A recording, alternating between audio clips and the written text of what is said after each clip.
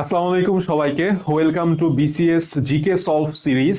আমরা ইনশাল্লাহ এখন থেকে বিসিএস এর জিকে প্রশ্ন এবং ইংলিশের প্রশ্ন প্রতিদিন একটা করে ক্লাসের মাধ্যমে সলভ করব এবং এটা একটা সম্পূর্ণ প্লেলিস্ট হবে, কারণ আমরা জানি যে মেডিকেলের জন্য বিসিএস প্রশ্ন সলভ করাটা খুবই গুরুত্বপূর্ণ। সো আজকে আমরা ফার্স্ট ক্লাসের মাধ্যমে 50তম বিসিএস কোশ্চেনটা সলভ করব। শুধু সলভ না, ব্যাখ্যা এবং ক্লাসেই যেন তোমার মুখস্থ হয়ে যায়। এবং শুধু তাই না, যে বিসিএস এর প্রশ্ন অ্যানালাইসিস করে মেডিকেলের জন্য আমরা কিভাবে পড়বো সেটাও আমি এই ক্লাসে দেখাই দিব। অ্যান্ড একটা গুরুত্বপূর্ণ অ্যানাউন্সমেন্ট, সেটা হচ্ছে অলরেডি আমাদের জিকে ইংলিশ ব্যাচের ক্লাস বললাম শুরু হয়ে গেছে। যেগুলি হয়ে গেছে সেগুলি রেকর্ডেড আছে। সো 1999 টাকার যে অফার ডিসকাউন্ট প্রাইসটা ছিল সেটা স্টিল নাও আছে। সো যাদের জিকে ইংলিশের প্রবলেম হচ্ছে বা যারা ফার্স্ট টাইমার আসো তাদের অবশ্যই অবশ্যই কোর্সটা জরুরি, কারণ এটা তোমার জিকে ইংলিশের যে 30 মার্ক মানবিক গুণাবলী সহ এটার ক্ষেত্রে একটা গেম চেঞ্জার হতে যাচ্ছে। আচ্ছা, আসো আমরা ক্লাসের মধ্যে ঢুকে যাই। সেটা হচ্ছে, প্রথমে আমরা একটু 1 নাম্বার কোশ্চেনের দিক তাকাই। এখানে একটা কথা লেখা আছে, সেটা হচ্ছে বাংলাদেশের উপসি জাতের ধান। আসতেছি, দ্বারা আমি একটু পেনটা সিলেক্ট করে নিই। উপসি জাত মানে হইতেছে উচ্চ ফলনশীল জাত। উপসি জাত মানে কি? উচ্চ ফলনশীল জাত। এখন এই যে উপসি জাত, এই উপসি জাতের যে প্রশ্নটা করা হয়েছে, প্রশ্নটা আসলে কই থেকে করা হয়েছে? উত্তর হচ্ছে আমাদের যে কৃষি সম্পদটা আছে, এই সম্পদ থেকে প্রশ্নটা করা হয়েছে। এটা নিয়ে বললাম, এই কৃষি সম্পদ থেকে মেডিকেল একটা প্রশ্ন করা হইলো গত বছর 25-26 সেশনে। সেটা হচ্ছে বাংলাদেশে আখ উৎপাদনকারী শীর্ষ জেলা কোনটা? এটাও বললাম কৃষির সাথে লিঙ্কড, কৃষি সম্পদের সাথে লিঙ্কড, কৃষি এবং জেলা ভিত্তিক যে তথ্য এটার সাথে একটু লিঙ্কড। তার মানে এইখান থেকে মেডিকেলে যদি প্রশ্ন আসে, প্রশ্নটা করা হবে উচ্চ ফলনশীল জাতের ধান কোনটি, অথবা যে কোনো একটা বাংলাদেশে উচ্চ ফলনশীল গম কোনটি। তাহলে তোমার ফার্স্ট কাজ হচ্ছে মুখস্থ করো, উচ্চ ফলনশীল জাতের ধান হচ্ছে ব্রিশাইল এবং উচ্চ ফলনশীল জাতের গম হচ্ছে বলাকা। এর আগে মেডিকেলে আসছে এই কোশ্চেনটা, জবে আসছে এবং আদার্স ভার্সিটিতে আসছে। দোয়েল ছাড়া, পাখি ছাড়া দোয়েল কোনটির নাম? উত্তর হচ্ছে গমের নাম। তার মানে তোমাকে কিছু গুরুত্বপূর্ণ ধানের জাতের নাম এবং কিছু গুরুত্বপূর্ণ গমের জাতের নাম মুখস্থ করতে হবে। আসলে আমরা সেই জিনিসটা ট্রিকি ওয়েতে মুখস্থ করে ফেলাই। আমি এখানে লিখছি উচ্চ ফলনশীল তথা ধানের জাত নারিকা, বি ইরি, ময়না, মোহিনী। তুমি আমার সাথে পড়ো, নারিকা, নারিকা এক, নারিকা, বিরি ইরি, ব্রিটাকে বিরি পড়ো, বিরি ইরি, ময়না, মোহিনী। মুখস্থ হয়ে গেল ধানের জাতের নাম। এরপরে তুমি আমার সাথে পড়ো, সেটা হচ্ছে গমের জাতের নাম। বলাকা, বরকত, আকবর, আনন্দ। বলাকা, বরকত, আকবর, আনন্দ, দোয়েল, কাঞ্চন, বিজয়। বলাকা, বরকত, আকবর, আনন্দ, দোয়েল, কাঞ্চন, বিজয়, এগুলি হচ্ছে গমের নাম। মুখস্থ হয়ে গেল, দ্যাটস ইট, দ্যাটস এনাফ। আর কিছু আমরা এখান থেকে পড়বো না। 2 নাম্বার প্রশ্নটা খুবই গুরুত্বপূর্ণ একটা প্রশ্ন এবং মেডিকেল স্ট্যান্ডার্ড কোশ্চেন। সেটা হচ্ছে বাংলাদেশে UNESCO intangible cultural heritage product হচ্ছে টোটাল 6টা। 6টার মধ্যে একটা দেখো, ব দিয়ে শুরু করি। ব দিয়ে হচ্ছে বাউল গান, ব দিয়ে বুনন শিল্প। এই বুনন শিল্পর আন্ডারে আবার 3টা বুনন শিল্প পড়ে। জামদানি বুনন শিল্প, টাঙ্গাইলের শাড়ি বুনন শিল্প, আর একটা বুনন শিল্প আছে শীতলপাটি বুনন শিল্প। 3টাই তো বুনন করতে হয়, তাহলে 4টা হয়ে গেল। আর একটা কি, আগেকার রিক্সায়, এখন তো টেসলা হয়ে গেছে, কিন্তু আগে যখন পায়ে চলা রিক্সা খুব অ্যাস্থেটিক ছিল, পেছনে বিভিন্ন বাংলা ছায়াছবি চলচ্চিত্রের বিভিন্ন নায়ক নায়িকার ছবি রং দিয়ে রং তুলিতে আঁকা থাকতো, বাঘের ছবি আঁকা থাকতো। এই যে রিক্সার পিছনের চিত্র এবং মঙ্গল শোভাযাত্রা, সকল অমঙ্গলের মূল, এই 6টা হচ্ছে আমার ইনট্যাঞ্জিবল কালচারাল হেরিটেজ। সো এই তথ্যটা খুবই গুরুত্বপূর্ণ। ইউনেস্কো টপিকটাই বললাম গুরুত্বপূর্ণ। খেয়াল করো মেডিকেল এই টাইপের কোশ্চেন আসছে কিনা। আসছে। ওয়ার্ল্ড হেরিটেজ সাইট থেকে 3বার প্রশ্ন আসছে। এটা কি ইউনেস্কো কর্তৃক স্বীকৃত করা হয়? 2 নাম্বার, সুন্দরবনকে কবে করা হয়েছে? এবং এটা বললাম সামনেও এই ইউনেস্কো রিলেটেড তথ্য ইম্পর্টেন্ট। আচ্ছা আসো, 10-4 লাগবে না এই জিনিসটা। তুমি বলতে পারো যে ভাই এটা বাংলাদেশ বিষয় বলে, আসলে চাকরি পরীক্ষার বাংলাদেশ বিষয় বলে মেডিকেল বাংলাদেশ বিষয় বলে এটার মধ্যে তফাৎ আছে। এটা তোমরা না বুঝলে আমি যেটা বলতেছি সেটা ফলো করো। 5 নম্বর কোশ্চেনটা খুবই খুবই খুবই গুরুত্বপূর্ণ। দেখো, এটা মেডিকেল রিলেটেড কোশ্চেন এবং মেডিকেলে আইসেও গেছে এবং সামনেও আসবে। প্রাচীন বাংলার জনপদ থেকে প্রশ্ন করা হয়েছে। তার মানে এই যে হরিকেল কোনটা, সমতট কোনটা, এটা তোমার জানো একদম টানা মুখস্থ থাকা চাই। আমরা বললাম জিকে ইংলিশ ব্যাচে 1 লাইনে তোমাকে মুখস্থ করাই দিয়েছিলাম, মনে আসছে নিশ্চয়ই। ছন্দটা ছিল, ছন্দ না, আমি ছন্দের একটা অংশ বলি, সেটা হচ্ছে হরিচট্ট। আমি কি বলছিলাম? হরিচট্ট বলছিলাম। তাহলে এই যে হরিকেল মানে হচ্ছে চট্টগ্রাম, চট্টগ্রামের সাথে পাহাড় যেখানে আছে সিলেট, এরপরে আসো, সেটা হচ্ছে 6 নম্বর প্রশ্নটা খেয়াল করো, বাংলাদেশের দীর্ঘতম নদী। প্রশ্নটা করা হয়েছে বাংলাদেশের নদ নদী থেকে, তাই না? আবার তুমি 18 নম্বর প্রশ্নটা যদি একটু খেয়াল করো, বাংলাদেশের পদ্মা, বাংলাদেশের পদ্মা বলছি, হ্যাঁ, বাংলাদেশের পদ্মা যমুনার শাখা নদীগুলা কোনগুলা। তার মানে একটা বিসিএস এর নদ নদী থেকে 2টা প্রশ্ন আসছে। তাহলে এই যে আমাদের নদ নদী, তারপরে বাঁধ এবং পানি বন্টন চুক্তি, এই টপিকটা মেডিকেলের জন্য অনেক অনেক গুরুত্বপূর্ণ, অবশ্যই গুরুত্বপূর্ণ। তাহলে এইখানে আমাদের 2টা কনফিউশন হয়, একটা হচ্ছে দীর্ঘতম যদি নদী বলে তখন সেটা হয়ে যায় পদ্মা। তাহলে দীর্ঘতম তোমাকে যদি বলে যে দীর্ঘতম, দীর্ঘতম বললে অবশ্যই সেটা কি হবে? পদ্মা। কিন্তু আমি যদি তোমাকে বলি নাব্যতম, আমি যদি তোমাকে বলি সেটা হচ্ছে নাব্যতম না বলে সেম কথা প্রশস্ততম, প্রশস্ততম, অথবা আমি যদি তোমাকে প্রশস্ততম না বলে বলি সেটা হচ্ছে গভীরতম। মনে রাখবা যে এই যে নাব্যতম, অর্থাৎ নাব্যতা বেশি, পানি সবসময় থাকে, শুকায় না। নাব্যতা কার বেশি হবে? যার প্রশস্ততা বেশি, যার গভীরতা বেশি। Common sense. নাব্য ন দিয়ে মনে রাখবা সেটা হচ্ছে মেঘনা। কি? মেঘনা। এই মেঘনা ন ইনশাল্লাহ মুখস্থ থাকবে।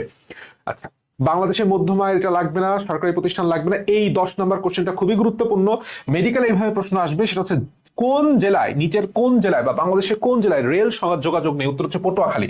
মনে রাখবা স্টেশন, রেল স্টেশন নাই বলেই সে হচ্ছে খালি, পটুয়াখালী। Correct answer B. ঘূর্ণিঝড় সিডর এবং আইলা বাংলাদেশে আঘাত হানে যথাক্রমে 2007 সালে এবং 9 সালে, এটা টানা মুখস্থ রাখতে হবে। এরপরে আসো 12 নম্বর কোশ্চেন, একটা 3 স্টার কোশ্চেন। বাংলাদেশের বাইরে প্রথম শহীদ মিনার স্থাপিত হয়। মনে রাখতে হবে মিনার রাজ্য, আমার সাথে একবার পড়ো, মিনার রাজ্য অর্থাৎ শহীদ মিনার বাংলাদেশের বাইরে সর্বপ্রথম নির্মিত হয় রাজ্য যুক্তরাজ্য তথা ইউকেতে। আর একটা কোশ্চেন আছে, সেটা হইতেছে আমাদের যে স্মৃতিসৌধ, আমাদের যে স্মৃতিসৌধ, স্মৃতিসৌধ দেশের বাইরে নির্মিত হয় দন্তর সাথে স্মৃতি, দন্তর সাথে সিডনি অস্ট্রেলিয়া, সিডনি অস্ট্রেলিয়া। এই কথাটা যেন আমাদের মনে থাকে, খুবই খুবই খুবই গুরুত্বপূর্ণ। আচ্ছা, আমরা আর একটা গুরুত্বপূর্ণ প্রশ্ন পরবর্তীতে আসি, সেটা হচ্ছে এই যে এই কোশ্চেনটা আমরা সবাই মোটামুটি পারার কথা, কারণ বলাই হয়েছে কোন আদালতের সিদ্ধান্তের বিরুদ্ধে আপিল করা যায়। একটা অ্যাটিপিক্যাল আদালত, আমরা জানি অ্যাটিপিক্যাল আদালত মানে কি? সামরিক আদালত, সচরাচর যেটার প্রয়োগ দেখা যায় না, কিন্তু যখন প্রয়োগ হয় আসলে প্রয়োগের মতোই হয়। সংস্কার কমিশনের নতুন সংস্কার প্রস্তাবে বাংলাদেশের সংসদের উচ্চ কক্ষে কতটি আসন রয়েছে? 100টি আসন। এটা টানা মুখস্থের জিনিস, সহজ জিনিস, মুখস্থ হয়ে যাবে। এরপর 15 নম্বর কোশ্চেনটা একটু দেখো, অ্যানালাইসিসের জিনিসগুলো এইখানেই লুকায় আছে। বাংলাদেশ কত সাল থেকে গ্রীষ্মকালীন অলিম্পিক অংশগ্রহণ করে? তুমি মুখস্থ করে গেলে 1984। তাহলে এই কোশ্চেনটাই, খেলাধুলা সংক্রান্ত কোশ্চেনটা মেডিকেলে কিভাবে আসে? উত্তর হচ্ছে মেডিকেলের যেই সাম্প্রতিক খেলাধুলা এইখান থেকে আসে। যেরকম কিছুদিন আগে বাংলাদেশের টেস্টের সাথে অস্ট্রেলিয়ার সাথে টেস্ট সিরিজটা, টেস্ট ম্যাচটা জিতলো। এছাড়া আমাদের যেই বিশ্বকাপ হয়েছে, এবং মেডিকেল ভর্তি পরীক্ষার আগে বাংলাদেশের ক্রিকেট সংক্রান্ত স্পেশালি বা গুরুত্বপূর্ণ খেলাধুলায় কোনো যদি অর্জন হয়, সেটা নারী ক্রিকেট দল হোক, ফুটবল দল হোক, বাংলাদেশের যে ক্রিকেট, পুরুষ ক্রিকেট দল হোক, যদি কিছু গুরুত্বপূর্ণ অর্জন আসে, সেইটা মেডিকেলের জন্য খুবই গুরুত্বপূর্ণ। সেটা আমরাও প্রোভাইড করবো, তুমিও চোখ কান নাক খোলা রাখে তথ্যগুলো কালেক্ট করে মুখস্থ করে ফেলবা। 1984 মুখস্থ করলাম।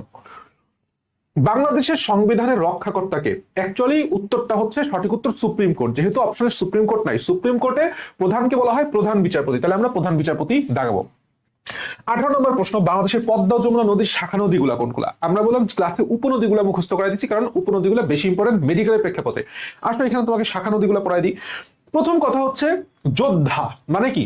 যমুনা মানেই যোদ্ধা, যমুনা মানেই যোদ্ধা, জতে যমুনা, যোদ্ধা ধতে হচ্ছে ধলেশ্বরী, অর্থাৎ যমুনা থাকলেই সেখানে ধলেশ্বরী তুমি দাগাই দিতে পারবা চোখ বন্ধ করে। দ্বিতীয় কথা হইতেছে আমাদের পদ্মার যে শাখা নদী, মনে রাখবা পদ্মার শাখা গড়িয়ে কুমারের মাথা খায়, পদ্মার শাখা গড়িয়ে কুমারের মাথা খায়। তাহলে খায়ের, খাতে আড়িয়াল খা, মাথাতে মাথা ভাঙ্গা, বড়তে বড়াই বা বড়াল, আর কুমারতে কুমার নদী, গড়িয়েতে হচ্ছে গড়াই নদী। তাহলে কারেক্ট অ্যান্সার কোনটা দাঁড়ায়? এই যে ডি নাম্বার, গড়াই এবং ধলেশ্বরী, গড়াই এবং ধলেশ্বরী। আচ্ছা, 20 নাম্বার, কোন দুটি দেশ সম্প্রতি ন্যাটোতে যোগদান করেছে? এটা একটা গুরুত্বপূর্ণ প্রশ্ন। সম্প্রতি ন্যাটোতে যোগদান করেছে হচ্ছে, মনে রাখবা সুফি। কি মনে রাখবা? সুফি। সুতে সুইজারল্যান্ড, ফিতে ফিনল্যান্ড, সুইজারল্যান্ড এন্ড ফিনল্যান্ড। আমাদের 21, 22 লাগবে না। 23 নাম্বার, 24 নাম্বার জাস্ট পড়ার জন্য পড়ে ফেলো। বাংলাদেশের অর্থনীতিতে, এগুলি বাংলাদেশের অর্থনীতির খুব ডিপ কোশ্চেন, এত ডিপ কোশ্চেন মেডিকেল লাগবে না, এগুলি ব্যাংক জব বা চাকরির জন্য ইম্পর্টেন্ট। ঠিক আছে, বাংলাদেশের অর্থনীতিতে কোন জিনিসগুলো লাগে? যে অর্থনীতিতে রপ্তানি কোনটা, আর হচ্ছে আমদানিতে শীর্ষ কোনটা, বাংলাদেশের ব্যাংক নোট কোনটা, কোন মুদ্রার পিঠে কোন চিত্র আছে, এই জায়গাটা হচ্ছে ইম্পর্টেন্ট, বা বাংলাদেশ ব্যাংকের গভর্নরকে এটসেট্রা। তো এই ডেপথ কোশ্চেন তোমার লাগবে না, তবে যেহেতু এটা বিসিএস এ দিছে তুমি কমপ্লিট করে ফেলাও। উত্তর হচ্ছে জাতীয় অর্থনৈতিক পরিষদ নির্বাহী কমিটি, এটা কি? আর একটা হচ্ছে শ্রম নির্ভর অর্থনীতি থেকে উৎপাদন ভিত্তিক অর্থনীতি রূপান্তরের পথে বাংলাদেশ সবচেয়ে বড় বাধা হচ্ছে দক্ষ মানব সম্পদের ঘাটতি এবং শিক্ষার সঙ্গে কর্মক্ষেত্রের অসামঞ্জস্য। আচ্ছা, ভালো কথা।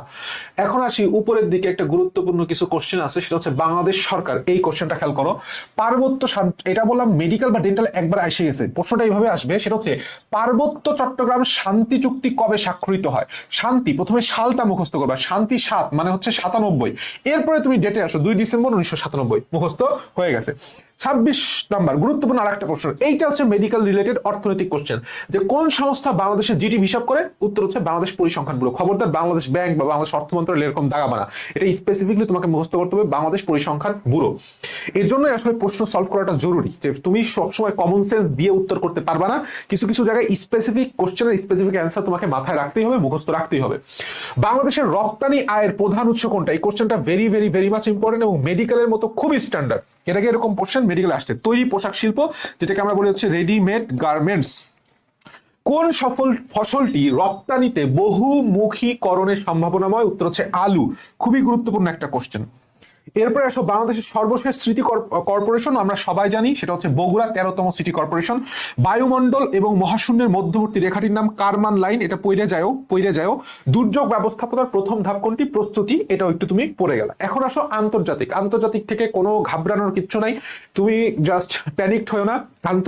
টোটাল আন্তর্জাতিক কভার করার জন্য আমরা 6টা ক্লাসে 9টা টপিক শেষ করাবো, পিডিএফ সহ তুমি ক্লাস সম্পূর্ণ পাওয়া যাবে, এর বাইরে তোমার আর কিছু করা লাগবে না। এটা হচ্ছে আন্তর্জাতিক। আর এইখানে আমি আন্তর্জাতিকের প্রশ্ন দাগায় রাখছি, জাস্ট এই কটা প্রশ্ন সলভ করলে হবে বিসিএস থেকে। প্রথমে প্রশ্নটা আসে হচ্ছে দাগানো প্রশ্নগুলা, জাস্ট দাগানো প্রশ্নগুলা খেয়াল করবা। কোনটি জাতিসংঘের প্রতিষ্ঠান নয়? তোমার কাজ হচ্ছে বই দেখে জাতিসংঘের প্রতিষ্ঠানের নামগুলা পড়বা, এবং জাতিসংঘের প্রতিষ্ঠান সদর দপ্তর নিয়ে আমরাও ক্লাস দিব। তুমি জাস্ট এই ক্লাসে এখনই পড়ো, সেটা হচ্ছে WTO, আন্তর্জাতিক শ্রম সংস্থা, মেবি ইয়েস, এইটা জাতিসংঘের প্রতিষ্ঠান নয়, এইটাই তুমি মুখস্থ রাখো। WTO জাতিসংঘের প্রতিষ্ঠান নয়। বিশ্ব 8 নাম্বার কোশ্চেনটার দিকে রাখি। বিশ্ব অর্থনীতিতে পেপার গোল্ড বলতে কি বোঝায়? বিশেষ উত্তোলন অধিকার। মনে রাখবা, পেপার গোল্ডের বিনিময়ে তোমাকে পেপার দিচ্ছে, পেপার ইজ সামথিং লাইক মানি, তাহলে মানি তোমাকে কি করতে হবে? ব্যাংক থেকে উত্তোলন করতে হবে, তাহলে পেপার গোল্ড মানে হচ্ছে মানি উত্তোলন, বিশেষ উত্তোলন অধিকার, দ্যাটস ইট, আর কিছু লাগবে না এখান থেকে। পরবর্তী কোশ্চেনে আসি। পরবর্তী কোশ্চেন হচ্ছে বিশ্ব বাণিজ্য সংস্থা। দেখো একটা জায়গা থেকে কয়টা কোশ্চেন আসছে? 2টা, নদীর থেকে 2টা। বিশ্ব বাণিজ্য, এই ফর্মুলাটা বললাম মেডিকেলেও অনেক ক্ষেত্রে দেখবা, অনেক বছরই 18 সালে বলো, তারপরে তোমার 22 সালে বলো, একটা অধ্যায় থেকে অনেকগুলো প্রশ্ন দিচ্ছে, বা 20 সালে বলো, বিভিন্ন ইংলিশের, স্পেশালি ইংলিশে দেখা গেছে টেন্স ধরছে, টেন্স থেকে 2-3টা, কন্ডিশনাল সেন্টেন্স 2-3টা, স্পেলিং ধরছে 2-3টা, এভাবে কিছু ইম্পর্টেন্ট টপিক থেকে 2-3টা কোশ্চেন একবারে আসে। So important topic is always important topic. বিশ্ব বাণিজ্য সংস্থা প্রতিষ্ঠিত হয়েছিল মারাকেশ চুক্তির মাধ্যমে। কোন চুক্তি? মারাকেশ চুক্তি। মুখস্থ হয়ে গেল, মুখস্থ করে ফেলাও, এখানে বোঝার কিছু নাই। এরপরে কোশ্চেন আর আমাদের সেরকম নাই। সো আমরা ইনশাল্লাহ প্রতিদিন একটা করে বিসিএস এর জিকে এবং ইংলিশ সলভ করব, প্লেলিস্ট আকারে, সিরিজ আকারে তোমরা পেয়ে যাবা। তোমাদের কাজ হচ্ছে বই ঠই অত তোমার লাগবে না, তুমি ক্লাস দরকার হলে 2বার দেখো, এন্ড ক্লাস করার সাথে ক্লাসের মধ্যে তুমি এই কোশ্চেনগুলো মুখস্থ করে ফেলাও, ঠিক আছে? So that's all about today. Best of luck, tata.